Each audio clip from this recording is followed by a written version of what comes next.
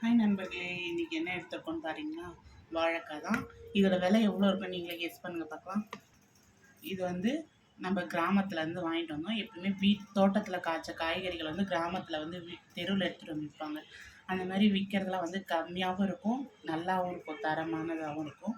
இதோட விலை பார்த்திங்கன்னா 20 ரூபா. காய் பாருங்கள் எவ்வளோ பெருசாக நல்ல முத்தின காயாக இருக்குது. இப்போ இந்த வாழைக்காவை வச்சு நம்ம சூப்பராக ஒரு டிஷ் செய்ய போகிறோம். அது என்னன்றதை பார்க்கலாம். ஃபர்ஸ்ட் வாழைக்காவை வந்து மேலே தோல் சீவிக்கலாம்.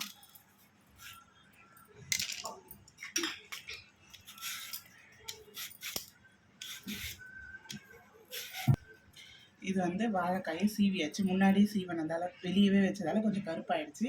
நம்ம வந்து சீவி தண்ணியில் போட்டுக்கலாம். இப்போ இதை வச்சு ஒரு சூப்பரான சிவடாக தான் செய்ய போகிறோம். வாங்க அது எப்படி செய்யுதுன்னு பார்க்கலாம். எண்ணெய் பாருங்கள் நல்லா காஞ்சிருச்சு. நம்ம கேரட் சீவறது எடுத்துருக்கோம். நம்ம எப்பயுமே கேரட் சீவும்ல, இதில் வந்து பெரிய சைஸ் இருக்குது. இதில் வந்து சீவிக்கலாம். நம்ம கேரட்லாம் பொரியலுக்கு சீவிற மாதிரி நல்லா இதை சீவிக்கலாம். இதை விட பெருசாக இருந்தால் கூட நல்லாயிருக்கும்.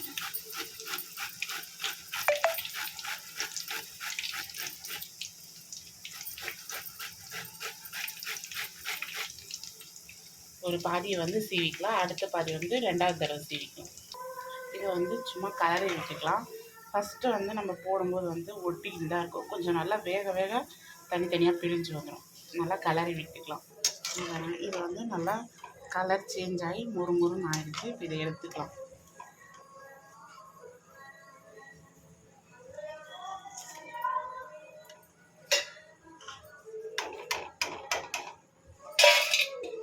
போடும்போதே சவுண்டு பாருங்கள், நல்லா முறுமுறுன்னு கேட்குது. எடுத்தாச்சு. இப்போ அடுத்ததாக நம்ம எடுத்து வச்சுருக்க எல்லா காயும் இதே மாதிரி சீவி நல்லா முறுமுறுன்னு விட்டு எடுத்துக்கலாம். இது வந்து கொஞ்சம் சின்னதான கிலோ தான். இதோட பெருசாக இருந்தாலும் அதுலேயும் சீவிக்கலாம். அதில் இன்னும் நல்லா வரும் பெருசாக.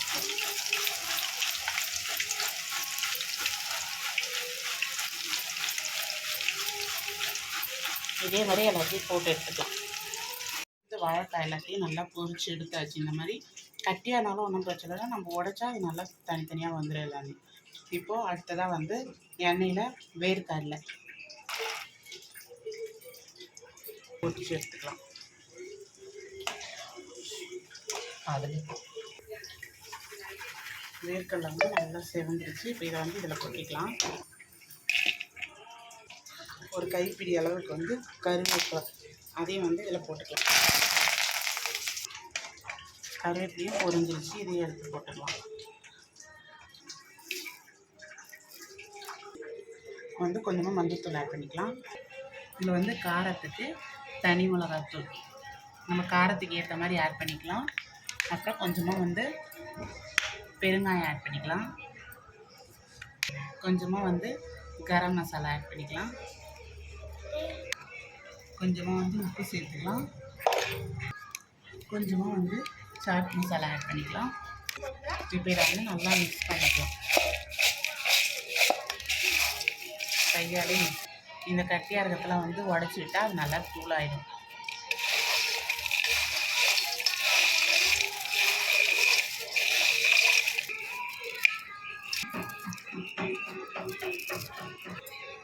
வந்து நல்லா மிக்ஸ் பண்ணியாச்சு.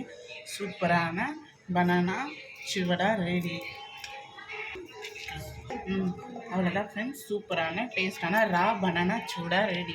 நம்ம வந்து இந்த சிவடா ரெசிபி வந்து நார்த் இந்தியன் ரெசிபி. இதை வந்து அவலில் வச்சும் செய்வாங்க, இந்த மாதிரி ரா பனானாலையும் செய்யலாம்.